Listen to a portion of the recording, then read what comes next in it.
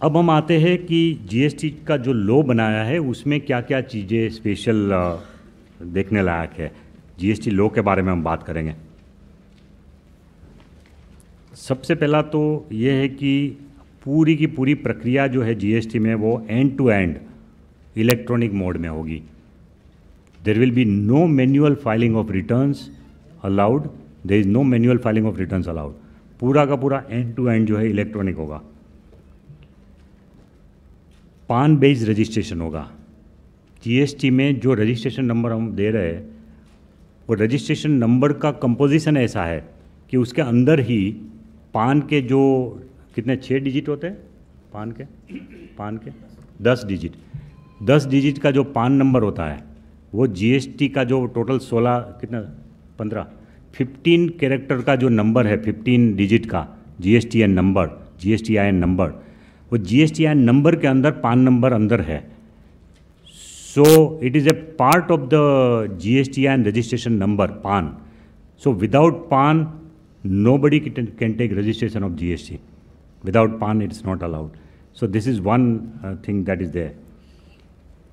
आपको 20 लाख से ऊपर का टर्नओवर है तभी रजिस्ट्रेशन कराने की ज़रूरत है, लेकिन अगर आप इनपुट टैक्स क्रेडिट लेना चाहते हैं तो 20 लाख से नीचे भी आपका टर्नओवर है तो भी आप रजिस्ट्रेशन वॉलंटरीली करा सकते हैं। लेकिन अगर आप रजिस्ट्रेशन कराएंगे तो आपको रिटर्न भरना पड़ेगा हर महीने। तो ये पॉसिबिलिटी है। अगर आप अप्लाई करते हैं जीएसटीआईएन रजिस्ट्रेशन के लिए, नया फॉर्म है, तो all documents are to be given online only. और 3 दिन के वो जैसे ही आप फाइल करेंगे, मान लो आज के दिन में फाइल किया आपने एप्लीकेशन फॉर न्यू रजिस्ट्रेशन, तो वो स्टेट गवर्नमेंट या सेंट्रल गवर्नमेंट को जाएगा, जिसको भी वो केस जाना है। स्टेट गवर्नमेंट वाले उसको 3 दिन के अंदर एग्जामिन करके अगर कोई क्वेरी है तो 3 दिन के अंदर आपको बता देंगे ईमेल से कि भाई ये आपका मिसिंग है। और अगर कोई क्वेरी नहीं आती है तो 3 दिन के अंदर जीएसटीआईएन का सर्वर ऑटोमेटिक वो जनरेट करके, रजिस्ट्रेशन नंबर जनरेट करके आपको तुरंत बता देगा 3 दिन के अंदर। So it is a deemed registration process. In most cases there will be no need for telling you anything, because जो डॉक्यूमेंट आपको देना है वो आपने दिया है और उसके कारण आपको और कोई within 3 days you will get a registration number. इस तरह का सिंपल रजिस्ट्रेशन रखा है। नेक्स्ट, एक इनवॉइस मैचिंग का भी हमने प्रोविज़न रखा है। अगर आपको इनपुट टैक्स क्रेडिट चाहिए तो इनवॉइस वाइज मैचिंग करेंगे हम। वो प्रक्रिया में आगे जाके आपको थोड़ा समझाऊंगा कि ये इनवॉइस मैचिंग का जो प्रोविज़न है, काफ़ी सारे व्यापारी लोग शायद ये आपके पास आए भी होंगे ये कह के भाई ये तो बड़ा डिफ़िकल्ट है और क्यों हमारे ऊपर क्यों बोझ डाला जाएगा। बट मैं आपको समझाऊंगा तो आपको पता चलेगा कि invoice matching is not a great thing. वो बहुत सिंपल चीज़ है। मैं आपको बताऊंगा उसके बारे में एक प्रक्रिया के जरिए। नेक्स्ट इज़ कि जो है वो set of auto populated monthly return, तो रिटर्न की पूरी प्रक्रिया भी मैं आपको अलग से एक प्रोसेस में समझाऊंगा। अभी मैं इसको छोड़ देता हूँ। जैसे कि मैंने बताया, कंपोजिशन टैक्स पेयर को सिर्फ क्वार्टरली रिटर्न भरना है, उनको इनवॉइस वाइज डिटेल भी नहीं देनी है, उनको सिर्फ टर्नओवर देना है अपना कि 3 महीने में टर्नओवर कितना हुआ वो देना है। जीएसटी प्रैक्टिशनर की भी एक प्रोविज़न है कि जो कि आपके बिहाफ पे, छोटे ट्रेडर के बिहाफ पे जीएसटी प्रैक्टिशनर को रिकग्नाइज किया जाएगा। They can file return on your behalf. तो अगर आपके पास ये सुविधा नहीं है कि मैं खुद रिटर्न हैंडल कर सकूं तो जीएसटी प्रैक्टिशनर का एक प्रोविज़न रखा है, एक्ट में ही रखा है, तो जीएसटी प्रैक्टिशनर जो है आपको मदद कर सकता है। उसके अलावा हम काफ़ी सारी स्टेट और सेंट्रल गवर्नमेंट के ऑफिसेज में हेल्पलाइन रखने वाले हैं और physical centres for helping you, hand holding के लिए, कि अगर आपको कोई भी तकलीफ पड़ रही है तो उस ऑफिस में आके वहाँ के कंप्यूटर से बैठ के भी आप अपना रिटर्न फाइल कर सकते हैं। इस तरह के कुछ फिजिकल सेंटर्स भी रखेंगे और हेल्पलाइन नंबर तो स्टेट और सेंटर का रीजनल लैंग्वेज में भी होगा, जो अपने अपने स्टेट में रीजनल लैंग्वेज में भी होगा स्टेट का, और हमारा भी सेंट्रल जो हेल्पलाइन सेंटर है वो भी रहेगा। एक कॉन्सेप्ट है कि जीएसटीएन ने जीएसटी सुविधा प्रोवाइडर जो है उनको सिलेक्ट किया है कॉम्पिटिटिव बिडिंग के द्वारा, प्रक्रिया के द्वारा, एक सिलेक्शन प्रोसेस के द्वारा, जिसमें जीएसटी सुविधा प्रोवाइडर जो है वो एक यूनिक सॉल्यूशन बनाएंगे सॉफ्टवेयर सॉल्यूशन जो कि हर ग्रुप की नीड्स को पूरा करे, अलग अलग ग्रुप की अलग अलग नीड के लिए एक टूल बनाएंगे, सॉफ्टवेयर टूल बनाएंगे, और वो टूल के माध्यम से वो ऐसा सॉफ्टवेयर व्यापारियों को और इंडस्ट्री वाले को देंगे कि अगर आप अपना अकाउंट्स उसमें रखें तो ऑटोमेटिक मंथ पूरा होते ही वो रिटर्न में परिवर्तित हो जाएगा और आपको कोई अलग से कोई रिटर्न फाइल करने की ज़रूरत नहीं है। इस तरह का जीएसपी, इसको हम बोलते हैं जीएसटी सुविधा प्रोवाइडर। तो जीएसपी जो है वो उसका भी 34 of them are already enlisted, and I think in the round 2 they are again opening the thing, some more startups and some more companies want to come forward, तो उनके लिए एक सेकंड राउंड भी ये लोग जीएसपी के लिए खोल रहे हैं। उनके अलावा जो जीएसपी वाले अपना अपना प्रोडक्ट जो बना के लोगों की सुविधा के लिए उपलब्ध कराएंगे, उनके अलावा भी एक ऑफलाइन टूल जीएसटीएन ने खुद बना के पब्लिक डोमेन में वो रखने वाले हैं।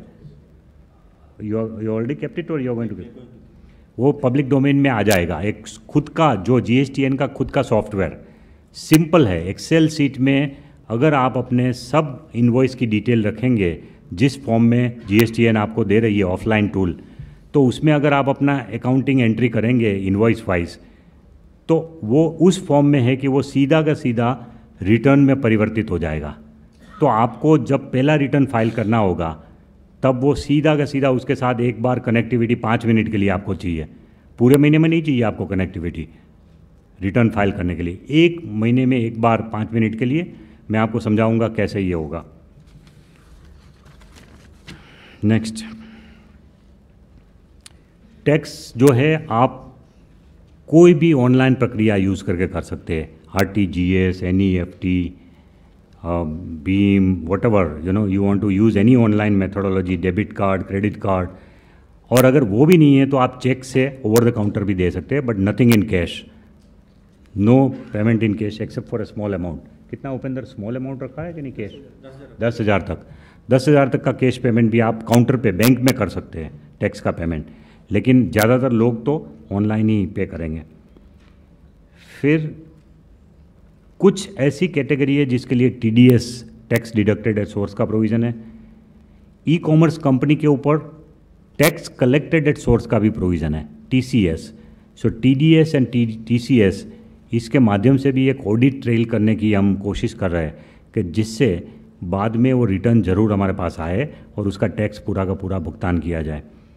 जैसे ई कॉमर्स कंपनी अगर कोई छोटे एमएसएमई का माल बेच रहे हैं अपने पोर्टल से, और उस माल का पेमेंट अगर वो स्वीकार कर रहा है, डायरेक्ट पेमेंट नहीं जा रहा है वो एमएसएमई को, पेमेंट तो वो ई कॉमर्स कंपनी ही ले रही है, तो उस पेमेंट जो उनको मिला, वो पेमेंट मिला जो ई कॉमर्स कंपनी को, एग्रीगेटर को, उस पेमेंट में से वो 1% या 2% है ना टीसीएस, 2%, 1+1 ना 2% टीसीएस वो काट लेंगे, और फिर बाकी का पेमेंट 98% का वो एमएसएमई को देंगे जो पेमेंट आया उसमें से। और वो एमएसएमई जो उद्योग है वो फिर उसकी जिम्मेवारी रहेगी कि वो रिटर्न फाइल करे इसका, और ये 2% जो काटा गया है उसका इनपुट टैक्स क्रेडिट ले ले। इनपुट टैक्स क्रेडिट मिलेगा इसका, लेकिन ऑडिट ट्रेल क्रिएट हो जाएगा। इसीलिए ई कॉमर्स कंपनी के केस में भी टैक्स कलेक्टेड एट सोर्स का प्रोविज़न रखा है। फिर नेक्स्ट, अच्छा ये refund is to be granted within 60 days. जहाँ भी रिफंड उपस्थित होता है वहाँ 60 डेज में देना है। लेकिन एक्सपोर्ट के केस में 90% of the provisional refund will be given within 7 days. If it is a export refund case, I am claiming refund because I have exported some goods, तो 90% will have to be refunded within 7 days.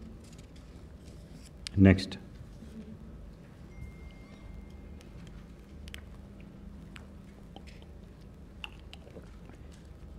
जैसे कि बाकी सब tax के case में भी होता है कि अगर रिफंड टाइम से नहीं आया तो सरकार, खैर कंजूसी वाला रेट है 6%, उस रेट से इंटरेस्ट देने का भी प्रोविज़न एक्ट में है। And refund will not be given to anybody by cheque, it will go into your bank account only. And इसीलिए जीएसटी नंबर लेने के टाइम ही हमने बैंक अकाउंट की पूरी डिटेल ले ली है उनसे, एनईएफटी, वो उनका जो ब्रांच का नंबर, आईएफएससी कोड, उनका बैंक अकाउंट नंबर, तो उसी अकाउंट में, उनके अकाउंट में रिफ़ंड चला जाएगा। There is no need for anybody to go to any office and say कि मेरा रिफ़ंड का चेक दे दो। जो लोगों का ऑफिस के साथ का व्यवहार है वो पूरा इसमें संभव, मतलब वो होगा ही नहीं। वो ऑनलाइन रिफ़ंड मिल जाएगा, आपके अकाउंट में आ जाएगा, किसी को आने की ज़रूरत नहीं है। देन नेक्स्ट चीज़ की जो ट्रांजिशन प्रोविज़न है वो भी रखा गया है। नो, ट्रांजिशन प्रोविज़न ऐसे है कि जैसे 1 जुलाई को जीएसटी लागू होगा। अब उस दिन मैं एक ट्रेडर हूँ, मैं मैन्युफैक्चरर हूँ, मेरे पास कुछ स्टॉक पड़ा है जिसके ऊपर मैं ऑलरेडी एक्साइज ड्यूटी और वेट पे करके बैठा हूँ। ऑलरेडी मैंने एक्साइज ड्यूटी और वेट कुछ पे किया हुआ है, तो उसका भी तो इनपुट टैक्स क्रेडिट मिलना चाहिए जीएसटी में। तो उसके लिए प्रावधान करने के लिए ट्रांजिशन रूल बनाए हैं, इसको बोलते हैं हम ट्रांजिशन रूल। और वो ट्रांजिशन रूल्स, अगर आपके पास पूरी रिसीट है कि आपने वेट और एक्साइज ड्यूटी पे किया है, तो 100% आपको वो इनपुट टैक्स क्रेडिट मिलेगी। और अगर आपके पास रिसीट नहीं है बाय चांस, क्योंकि you got it indirectly via somebody else, तो फिर आपको 40% मिलेगा इनपुट टैक्स क्रेडिट। तो विदाउट इनवॉइस ऑल्सो आप क्रेडिट ले सकते हैं उस माल का, कि उस माल के ऊपर जो नॉर्मल रेट होता है उसका 40% आपको मिल जाएगा। तो ये ट्रांजिशन रूल्स है। जॉब वर्क के लिए एक स्पेशल प्रोसीजर है। काफ़ी लोग तो जॉब वर्क ही करते हैं, भले ही 20 लाख से ऊपर का जॉब वर्क कर रहे हो, लेकिन जो जॉब वर्क कर रहा है, जैसे टेक्सटाइल में है, काफ़ी लोग यान में से कपड़ा बनाने का, फैब्रिक बनाने का पावर लूम पे काम कर रहा है, वो सब जॉब वर्क लेते हैं। यान उनका खुद का नहीं है, यान किसी बड़े लोगों का है, उनको देते हैं, इतना स्पिंडल देते हैं, बोलते हैं कि आप मुझे कपड़ा बना के दो और इतना रेट हम आपको देंगे कपड़े बनाने का। तो जॉब वर्क कर रहे हैं पावर लूम वाले। तो जॉब वर्क वाला चाहे 60 लाख से ऊपर का भी माल पैदा कर रहा है, तो भी उनके ऊपर कोई लायबिलिटी नहीं है जॉब वर्कर के ऊपर। वो पूरी लायबिलिटी वो उनके ऊपर है। सिर्फ जॉब वर्क के लिए कुछ हिसाब किताब रखना है कि ये जॉब वर्क में जा रहा है और जॉब वर्क में वापस आ रहा है। तो जॉब वर्कर जो है उसका प्रॉफिट तो कम होता है, लेकिन उसका कारोबार की वैल्यू शायद 20 लाख से बढ़ जाएगी जॉब वर्कर की। तो जॉब वर्क वाले को कोई कंप्लायंस बर्डन नहीं आएगा, ये ध्यान रखा गया है एक्ट में। फिर एक सिस्टम बनाया गया है जीएसटी कंप्लायंस रेटिंग की। जैसे हमने बोला ना कि हम इनवॉइस को मैच करेंगे, और अगर इनवॉइस मैच नहीं हो रहा है तो फिर आपको इनपुट टैक्स क्रेडिट पहले तो दे देंगे, लेकिन 1 महीना वेट करने के बाद रिवर्स कर देंगे, वो मैं आपको समझाऊंगा।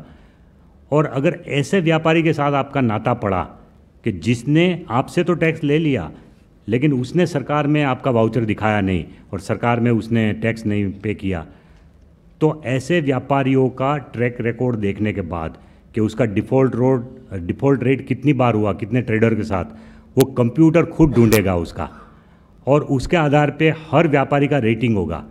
ए grade, B grade, C grade, D grade, इस तरह का एक रेटिंग होगा, जो भी इनका वो प्रणाली है। तो कंप्लायंस रेटिंग बोलते हैं इसको। सो दैट जब आप दूसरी बार किसी व्यापारी के साथ डील कर रहे हैं, उनका माल खरीद रहे हैं, तो आप देखेंगे कि इसका ट्रैक रिकॉर्ड क्या है। और जो बार बार डिफ़ॉल्ट करते हैं, किसी को माल बेचने के बाद वो टैक्स सरकार में जमा नहीं करते, तो उनका लो कंप्लायंस रेटिंग होगा। ऐसे लोगों से आप दूर रह सकते हैं और नेक्स्ट टाइम डील करने में ध्यान रखेंगे। और कंप्यूटर खुद इसको बना देगा, क्योंकि कंप्यूटर को मालूम है कि किस GSTIN नंबर का कितना डिफ़ॉल्ट हुआ, उसके आधार पर तुरंत बन जाएगा। And finally of course anti profiteering provision रखा है, जो कि आप जानते हैं कि what is anti profiteering provision. सिर्फ एक्ट में ये कहा है कि जब भी अगर कोई सरकार जीएसटी के आने से टैक्स में कटौती करती है, तो वो कटौती आपको कंज्यूमर को पास डाउन करनी है। इतना ही सिंपल एंटी प्रॉफिटियरिंग प्रोविज़न है। फिर ये कहते हैं बी पार्ट में, दिस इज ए पार्ट, क्योंकि जब हमने नियम बनाया कि आप पास डाउन करोगे और अगर किसी केस में नहीं हुआ, तो फिर उसके ऊपर ध्यान रखने के लिए कुछ तंत्र भी तो बनाना पड़ेगा। तो उसके लिए हमने ये कहा है कि वो काम देखने के लिए या तो हम एक एग्जिस्टिंग एजेंसी को ये काम दे सकते हैं, या फिर कोई नया तंत्र भी जीएसटी काउंसिल डिसाइड कर सकता है कि नया तंत्र बनाए। मुझे नहीं लगता कि ऐसा कोई बहुत ज़रूरत पड़ेगी इस एंटी प्रॉफिटियरिंग प्रोविज़न के प्रोविज़न को यूज़ करने की, क्योंकि ज़्यादातर आइटम कमोडिटी ऐसी है जो कि कॉम्पिटिटिव एनवायरनमेंट में पैदा होती है, कॉम्पिटिटिव एनवायरनमेंट में बनती है। तो competition itself is a good anti profiteering provision, इसलिए इसकी ज़रूरत पड़नी नहीं चाहिए। ओके, नेक्स्ट GSTN, जो कि एक बहुत दूरदर्शी के साथ सरकार ने 2013 में ही इसको बनाया गया था, उनको काम दिया गया था, उसी टाइम से उन्होंने पूरी प्रक्रिया शुरू कर दी थी।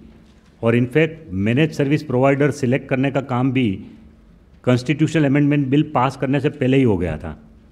Infosys is the manage service provider, तो उनको कॉम्पिटिटिव प्रोसेस के द्वारा उनका टर्म्स ऑफ रेफरेंस डिसाइड करना कि क्या सॉफ्टवेयर बनाने का काम देना है उनको, उनकी क्या जिम्मेवारी रहेगी, वो पूरा डिसाइड करना और वो कॉन्ट्रैक्ट देने का पूरा काम even constitution amendment bill pass होने से पहले ही हो गया था। इसीलिए अब आज हम तैयार हैं GST IT सिस्टम के साथ भी, और पूरा काम जो है फ्रंट एंड पे वो करेंगे, पर्टिकुलरली रजिस्ट्रेशन वो सब फ्रंट एंड पे होगा GSTN पोर्टल के, filing of return, making of tax payment, ये सब काम जो है वो GSTN पोर्टल पे होगा। और उसके बाद कुछ काम ऐसा है जो कि बैक एंड में स्टेट और सेंट्रल गवर्नमेंट को करना है, प्रोसेसिंग, तो वो काम के लिए भी 25 स्टेट ने ये काम GSTN को दिया है। सो सबका फ्रंट एंड का काम GSTN कर रही है और 25 स्टेट का बैक एंड का काम भी GSTN कर रही है।